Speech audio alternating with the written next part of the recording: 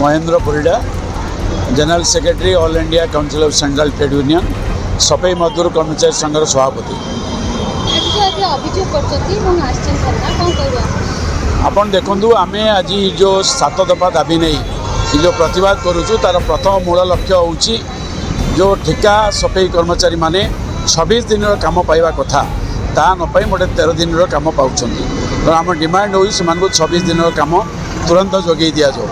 द्वितीय से जो ईपीएफ बोनस ईएसआई कंट्राक्टर माने ठीक भाव डिपोजिट करूना तुरंत जोगे देवाई दाबी करुँ। अपर पक्षरे जो भेंडर्स माने नौ टेंडर से माने एक कर्मचारी को नियुक्ति करने 20,000 रु 15,000 टका लांच नौ जोटा रेलवाई कर्तृपक्ष बारंबार जनइला तापर कौन एक्शन होनी तेणु आम दाबी करुँ से भेंडर्स मान को ब्लैक लिस्टेड करा जाओ जो मैंने लांच नौ ब्लैक लिस्टेड करा जाओ।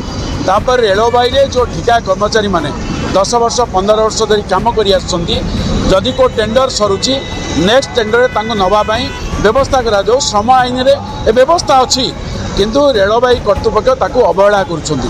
कॉन्ट्रैक्टर जहाँ को नब से तार जानी आम कहून किंतु सेक्शन 25G और 25H द्वारा जदि से कम ये पिला माने इंटरेस्ट देखुं काम करने ताकू से कम नवा दरकार ता रेलवाई कर्तृपक्ष मेंटेन करूना।